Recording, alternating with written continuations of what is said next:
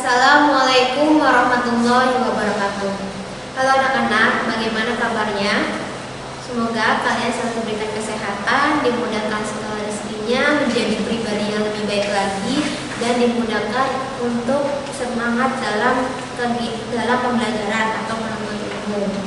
Nah, udah pada kenal semua kan sama saya ya.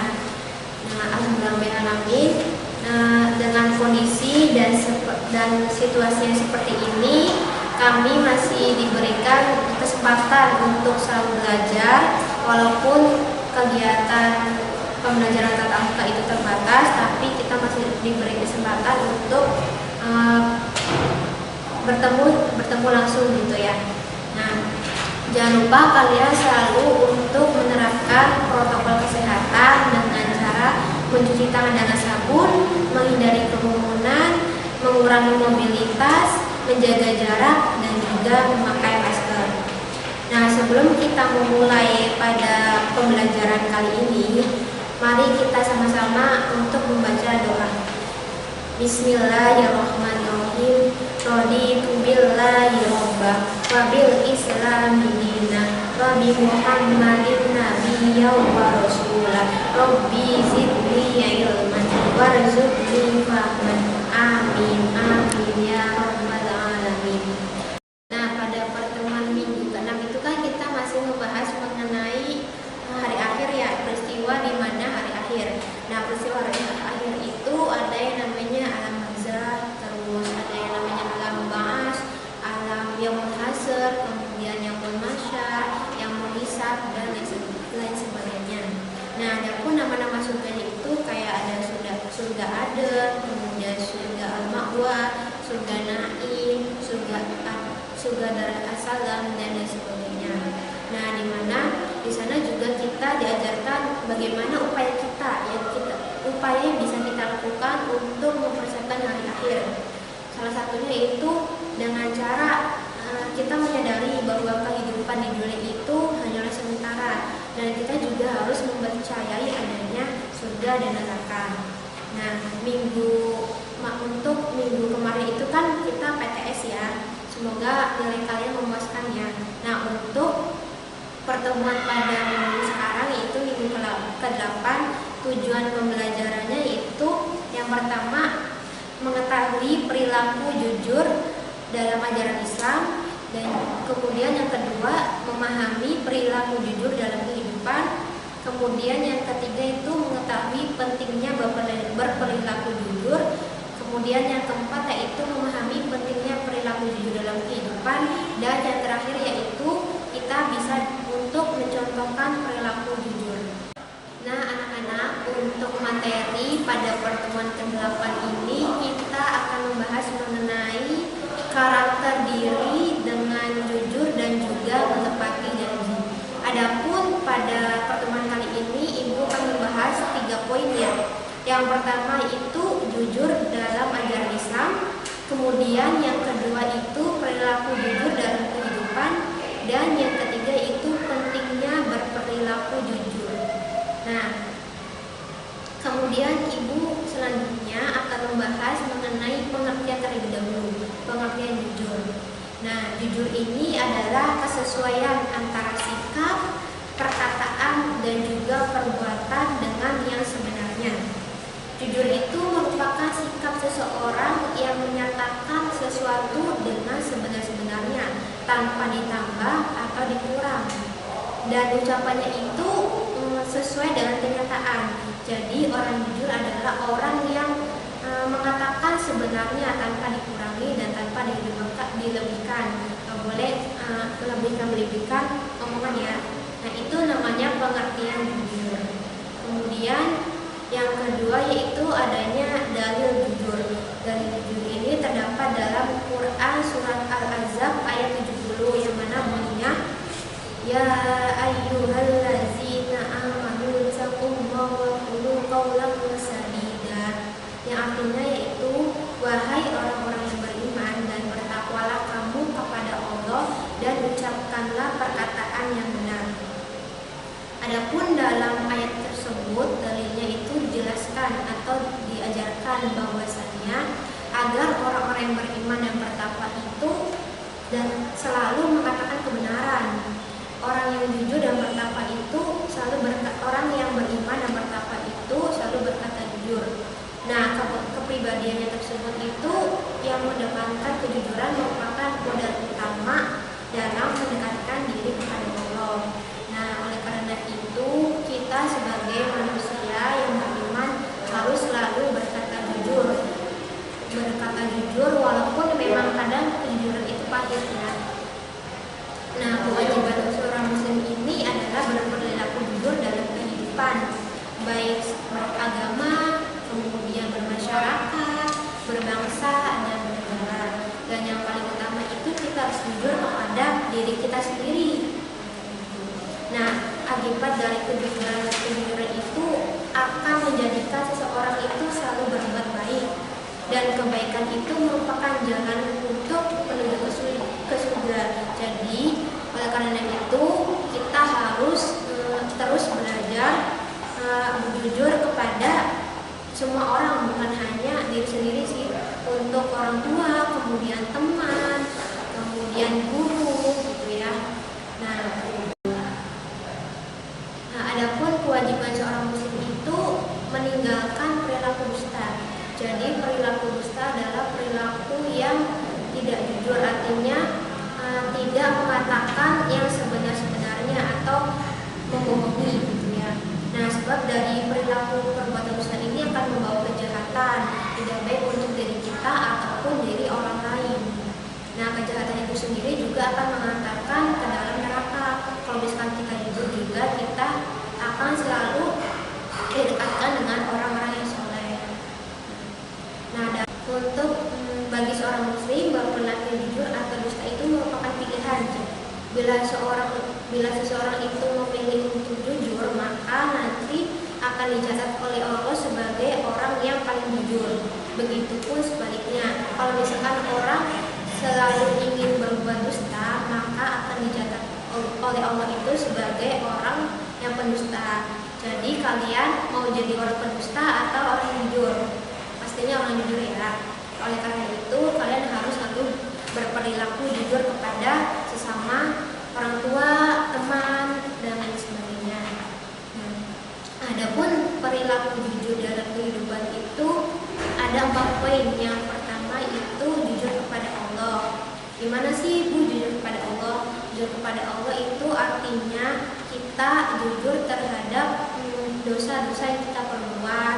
Kita selalu mengingat dosa yang kita perbuat dengan selalu mengucapkan istighfar kayak gitu. Terus kalau misalkan itu sholat tahajud, mengingat dosa kita kayak gitu, jujur kepada Allah. Adapun yang kedua ya, lanjut ya. Yang kedua itu selalu berkata jujur dan benar. Artinya di sini kita itu harus berkata jujur dan benar kepada semua orang. Nggak boleh melebihkan omongan ataupun apalagi omongan yang perbuatan ya. Itu jujur, berkata jujur dan benar. Kemudian yang ketiga yaitu selalu berbuat jujur dan tidak curang. Selalu berbuat jujur itu artinya ketika kita melakukan sesuatu, tidak berbuat curang. Kayak contoh misalnya ketika kalian PTS kemarin itu tidak curang dengan tidak mencontek. Itu kan perbuatan yang tidak mencontek, itu kan perbuatan yang terpuji, itu perbuatan yang termasuk perilaku jujur. Nah, kemudian yang keempat itu menjaga dan melaksanakan amanah yang dipercayakan. Menjaga itu kayak kita tuh harus menjaga kepercayaan yang sudah orang tua kasihkan kepada kita, misalkan kayak belajar gitu, di sekolah gitu. Terus kalau misalkan kita di kelas itu misalkan diamanahkan untuk menjadi ketua kelas atau kelasnya, dan itu kita harus menjaga amanahnya. Jangan sampai kepercayaan itu dirusak oleh diri kita sendiri, karena kepercayaan itu kalau misalnya kita udah percaya terus kita dihianati, itu nanti sulit lagi untuk percayanya. Kemudian di sini ada poin pentingnya berperilaku jujur. Nah, dalam kehidupan sehari-hari berperilaku jujur itu merupakan perilaku yang sangat penting. Kenapa penting? Karena ketika kita sudah orang tua, teman itu akan suka dengan kita karena sifat kita yang baik. Nah, kejujuran ini memiliki banyak sekali manfaat yang dapat dirasakan dalam kehidupan, baik di kehidupan dunia maupun kehidupan akhirat. Yang mana manfaatnya itu antara lain, yang pertama dijanjikan masuk surga. Artinya ketika kita sudah melakukan atau sudah mempunyai sifat jujur, maka Allah itu menjanjikan kita masuk surga. Bukan berarti kita nggak punya dosa terus langsung masuk surga, tapi nanti pada saatnya juga kita kan selalu ada saatnya kita berbuat dosa, nanti dimasukin ke neraka dulu terus masuk ke surga. Kemudian yang kedua itu mendapatkan kepercayaan dari orang lain. Nah, ketika kita sudah mendapatkan kepercayaan dari orang lain, maka nanti kita itu akan enak ketika bersosialisasi dengan orang lain atau berinteraksi dengan orang lain. Kemudian manfaat yang ketiga ya, manfaat ketiga itu mendapatkan ampunan dari Allah. Kemudian yang keempat itu mendapatkan ketenangan, artinya hidup kita itu akan tenang ketika kita berperilaku jujur. Kalau misalkan contohnya misalnya kita hutang ke teman, terus kita ngomong ke temannya udah bayar padahal belum bayar. Nah itu kan jadinya kitanya nggak tenang ya, nanti dicari-cari dulu kan sama teman sebelum bayar. Kemudian yang kelima yaitu disukai banyak orang dan memiliki banyak teman. Nah kalian pasti mau kan punya banyak teman, masa hidupnya sendiri aja kan enak. Nah, maka dari itu kalian harus selalu berperilaku jujur supaya disukai banyak orang dan juga didekati teman. Kemudian yang terakhir yaitu mendapatkan keberkahan dari Allah. Nah ketika kita sudah mempunyai sifat terpuji yaitu jujur, maka insya Allah kehidupan kita itu akan berkah dan diridhoi oleh Allah. Kemudian yang ketujuh yaitu dikumpulkan bersama orang-orang mulia. Nah pasti kalian mau kan nanti di surga nanti ketemu dengan orang-orang yang soleh, yang alim. Kemudian yang kedelapan itu dicintai oleh Allah dan juga dicintai oleh Rasulnya.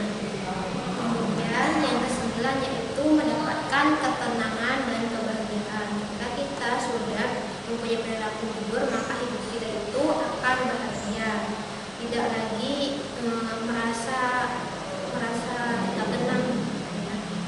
Kemudian yang ke-10 yaitu terhindar dari bahaya. Contohnya bahaya kayak yang gampangnya adalah bahaya dari teman kita sendiri. Kalau misalkan kita punya utang, nanti kan kita dulu, kan bahaya. Kemudian yang terakhir yaitu bukan termasuk golongan orang-orang munafik, karena ada hadisnya itu jujur adalah orang pendusta gitu ya. Tapi itu tuh bukan hadisnya, itu hadis dhaif ya. Kemudian nah dari itu kan banyak sekali ya manfaat atau keutamaan dari sifat jujur, sehingga jujur itu menjadi hal yang sangat penting bagi seorang muslim. Nah sebagai anak yang soleh dan solihah, kita harus menjunjung tinggi nilai kejujuran dalam hal sekecil apapun. Sebab hal ini pasti akan menyebabkan dihargai oleh teman, dihargai oleh guru, disayangi oleh guru, dicintai oleh orang tua, dan pergaulan itu menjadi positif. Nah sebaliknya jika perilaku itu penuh dengan kebohongan, pasti pergaulan itu tidak nyaman, pergaulannya jadinya negatif. Jadinya kita tidak disukai teman, terus orang tua jadi sering marah karena kita nggak jujur. Adapun di lingkungan masyarakat pun kejujuran itu selalu menjadi budaya dalam kehidupan. Jika kita selalu terbiasa bersikap jujur, insya Allah kejujuran tersebut akan membawa kebaikan, keberkahan dalam kehidupan kita. Oleh karena itu, mari bersama-sama kita harus mempunyai perilaku yang jujur. Walaupun dalam hal kecil, belajar aja dari hal kecil, maksudnya butuh proses gitu ya, perilakunya itu butuh proses. Nah mungkin itu saja materi yang dapat Untuk materi minggu depan itu mengenai menepati janji, perilaku menepati janji. Dan jangan lupa kalian nanti kerjakan evaluasinya, soalnya itu di e-learning.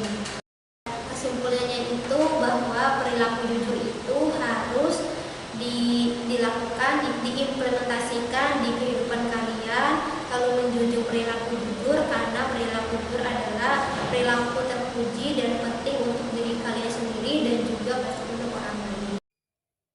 Islam mengajarkan untuk selalu berbuat jujur, yakni kesesuaian antara sikap, perkataan, dan perbuatan dengan yang sebenarnya. Sikap jujur itu membawa kebaikan, dan kebaikan itu membawa ke surga yang merupakan kesempurnaan nikmat. Nah, setiap muslim hendaknya selalu berperilaku jujur dalam kehidupan sehari-hari, seperti jujur kepada Allah dengan selalu beristighfar, jujur pada diri sendiri, jujur dalam berbicara dan bertindak dengan orang lain, serta menjaga dan melaksanakan amanah yang dipercayakan. Adapun manfaat dari berperilaku jujur antara lain dijamin masuk surga, kemudian mendapat kepercayaan dari orang lain, kemudian mendapatkan ampunan dari Allah atas dosa-dosanya, kemudian melahirkan ketenangan, kemudian disukai banyak orang, kemudian mendatangkan keberkahan dari Allah, dan dikumpulkan bersama orang-orang yang mulia dan soleh, dicintai oleh Allah dan Rasul-Nya, kemudian merasakan kebahagiaan, terhindar dari bahaya, dan bukan termasuk golongan orang-orang munafik. Nah, itu kesimpulan yang dapat Ibu sampaikan pada materi kali ini. Mungkin itu saja yang dapat Ibu sampaikan. Kurang lebihnya mohon maaf apabila ada salah kata, perbuatan, mohon ditegur dengan bahasa yang sopan. Jangan lupa kalian nanti mengerjakan soal evaluasinya ya di e-learning. Mari kita membaca doa penutup bersama ya. Nah, kita sudah selesai belajar. Semoga ilmunya bermanfaat ya. Ayo kita berdoa.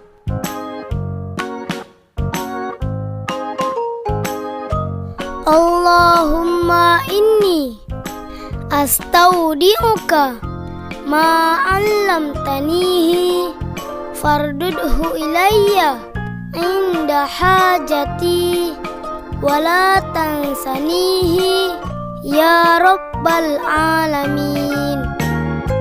Ya Allah, sesungguhnya aku menitipkan kepada Engkau ilmu-ilmu yang telah Engkau ajarkan kepadaku, dan kembalikanlah kepadaku sewaktu aku butuh kembali, dan janganlah Engkau lupakan aku kepada ilmu itu, wahai Tuhan seru sekalian alam.